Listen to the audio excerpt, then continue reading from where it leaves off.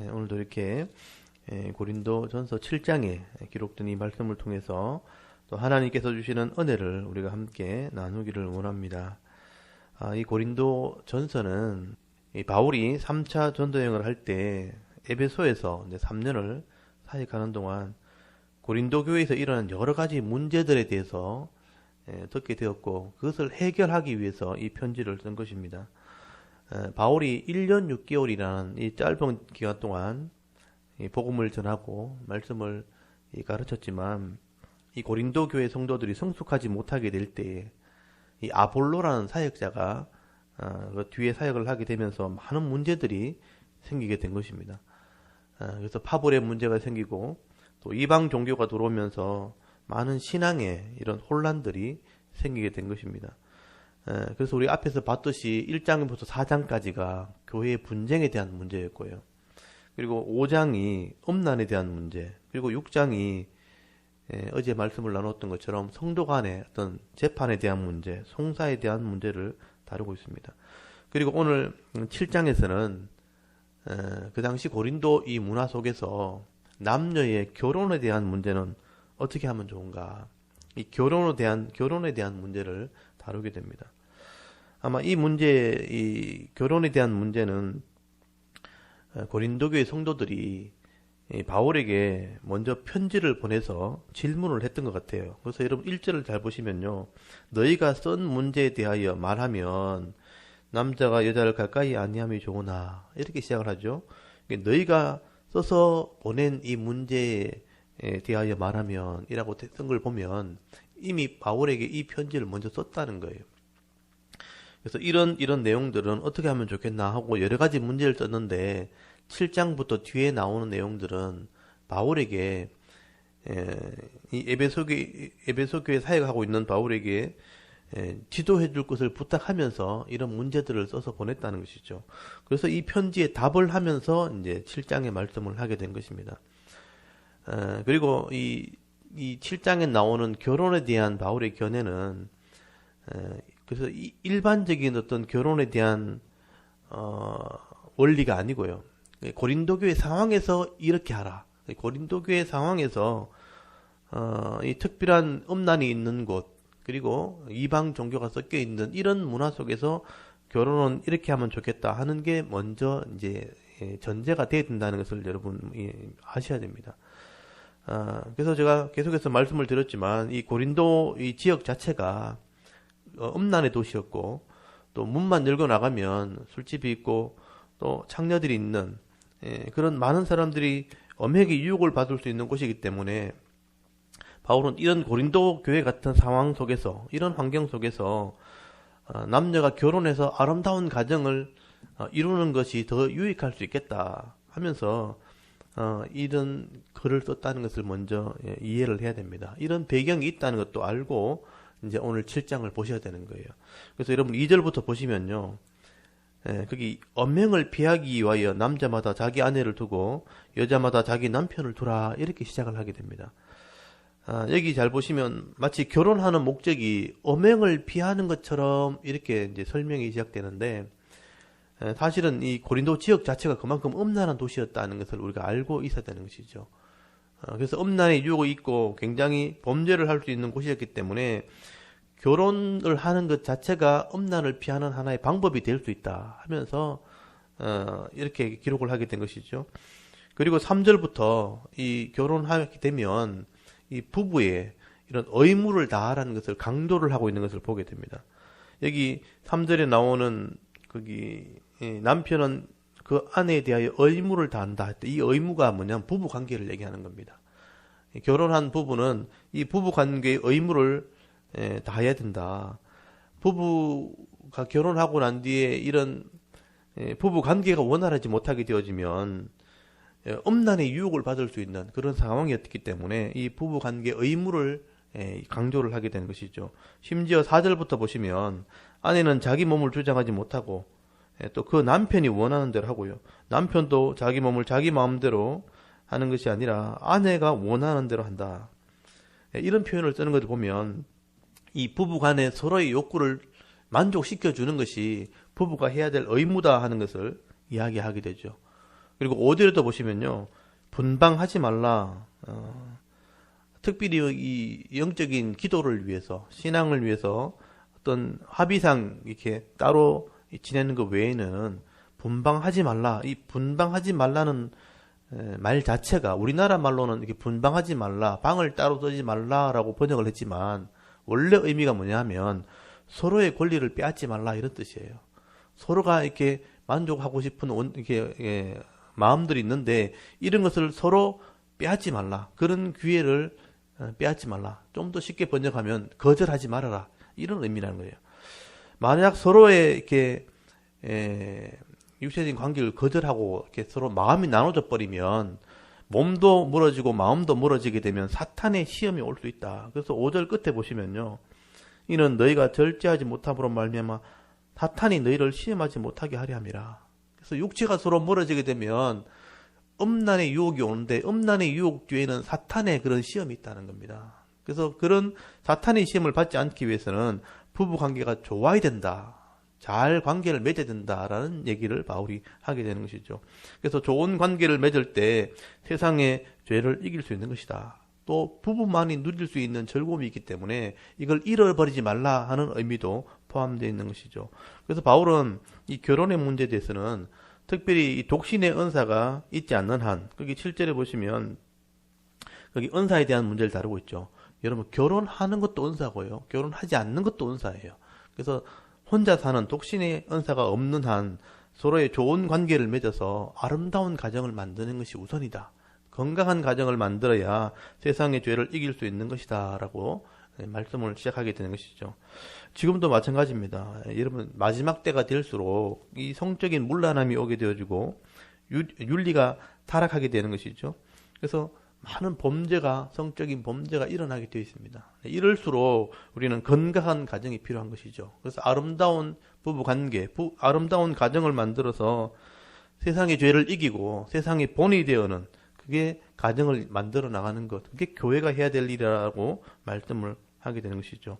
그래서 우리가 결혼한 가정이라면, 부부라면 서로의 의무를 다해서 아름답고 건강한 가정을 만들어 나가라. 바울은 그렇게 권면을 하게 되는 것입니다. 그리고 8절부터 보시면 이제 혼자 사는 사람들에 대한 얘기를 하게 됩니다. 8절에 보시면 내가 결혼하지 아니한 자들과 또 과부들에게 이르노니 나와 같이 그냥 지내는 것이 좋으니라.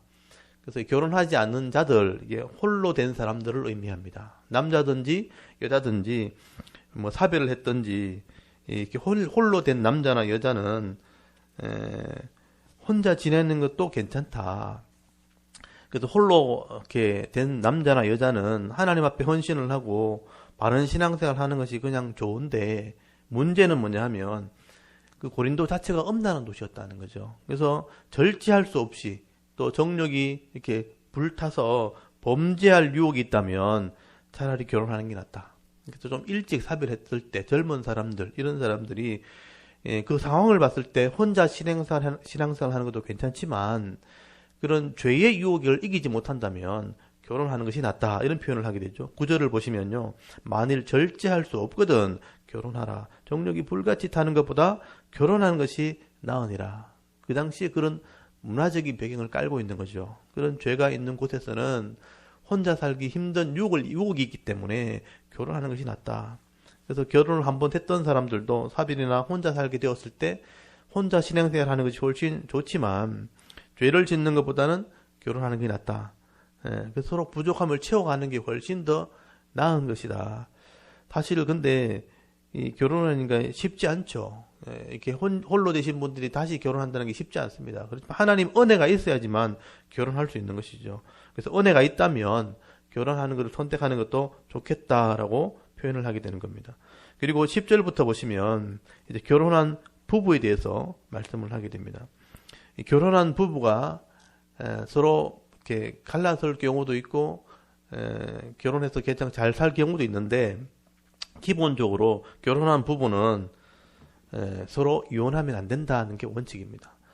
그래서 주의 명령이고 이건 당연한 것이다. 이게 일반적인 원리가 결혼하면 갈리지 않는 것, 이혼하지 않는 것이 원칙이죠.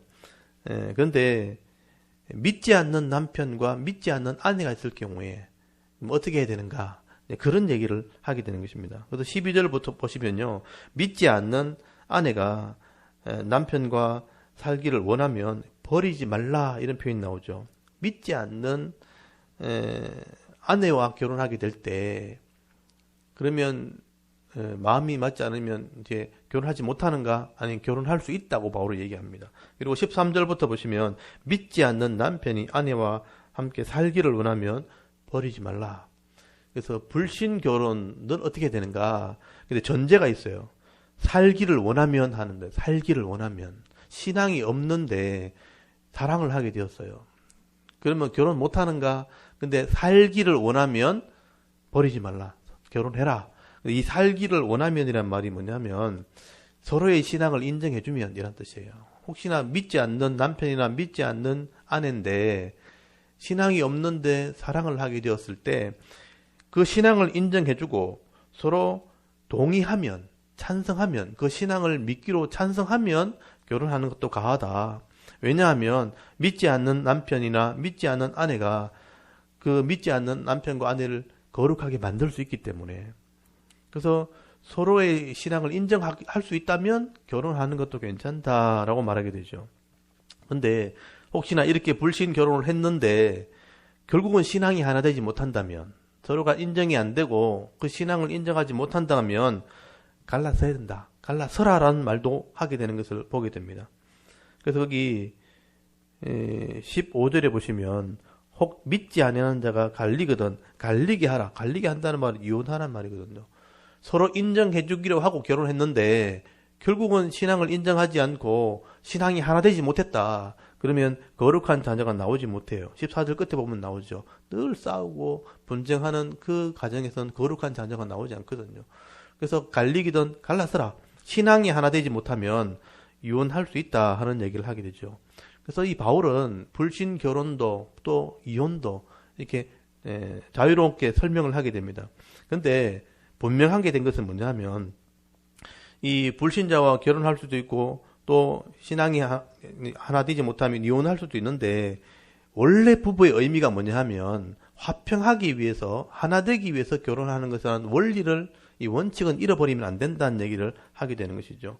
하나님께서는 결혼하게 하는 목적, 남자와 여자가 결혼하게 목적은 화평하게 하려고 결혼하는 거예요. 결혼의 목적이 하나 되게 하려고 결혼하는 것입니다.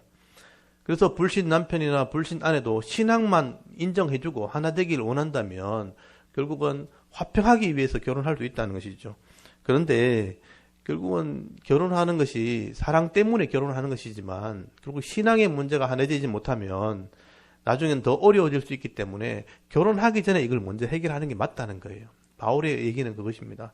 불신 결혼도 할 수 있고 신앙이 없어지면 이혼도 할 수 있지만 미리 생각을 해야 되는 거예요. 미리 하나 될 수 있도록 신앙도 하나 되게 하고 또 한 마음을 가지고 결혼하는 것이 훨씬 더 지혜로운 것이다. 그래서 화평한 쪽을 선택하는 것이 좋다. 결혼하고 난 뒤에 이 문제를 해결할 수 있지만 그 전에 미리 문제를 해결하는 것이 훨씬 지혜로운 것이다. 바울은 그 얘기를 하게 되는 것입니다. 그래서 17절부터 보시면요. 오직 주께서 각 사람에게 나눠주신 대로 하나님이 각 사람을 부르신 대로 행하라. 내가 모든 교회에 이같이 명하노라.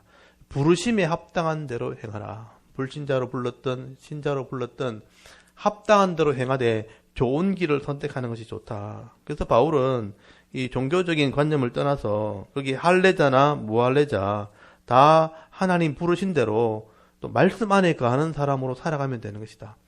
불신자로 부를 수도 있고 또 이 할례자라는 것은 유대인을 말하죠. 무할례자는 이방인을 말하죠. 유대인으로 태어났던 이방인으로 태어났던 결국 말씀으로 하나 되면 되는 것이다. 좋은 신앙을 가지려고 하면 되는 것이다. 21절에도 보시면 종으로 태어났던 자유인으로 태어났던 부르신 대로 합당하게 행하라. 종으로 태어나도 바른 신앙을 가질 수 있고 또 주인으로 태어나도 자유인으로 태어나도 바른 신앙으로 가지는 것이 중요하다. 그 얘기를 하면서 24절에 보시면 형제들아 너희는 각각 부르심을 받은 대로 하나님과 함께 가라. 그래서 불신자와 결혼했던 또 신자와 결혼했던 하나 되게 하는 쪽으로 가는 것이 바른 것이다. 지금 그 얘기를 하게 되는 것이죠. 그래서 결론은 결국 하나님께서 원하시는 대로 살아가는 그 믿음이 더 중요한 것이다라고 말씀을 하게 되는 것입니다. 그래서 믿는 사람과 결혼하든 믿지 않은 사람과 결혼하게 되든 예수 안에서 화평을 누리도록 아름다운 가정을 만들어 나가도록 하는 그 믿음이 중요한 것이다라고 말씀을 하게 되는 것입니다. 그래서 우리 불신 결혼을 하는 것이나 나중에 신앙에 의해서 갈라서게 되는 것 자체가 신앙을 위해서 하는 것은 그게 합당한 것이다 하는 얘기를 하게 되는 거예요.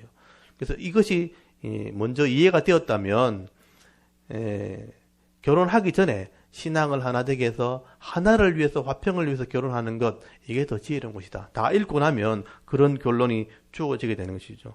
그래서 예수를 믿는 믿음으로 하나 먼저 되어지고 그리고 화평을 위해서 결혼한다면 그것이 제일 아름다운 결혼이 되는 것이죠. 그래서 아름다운 가정을 만들어내는 것, 그게 지혜로운 것이다.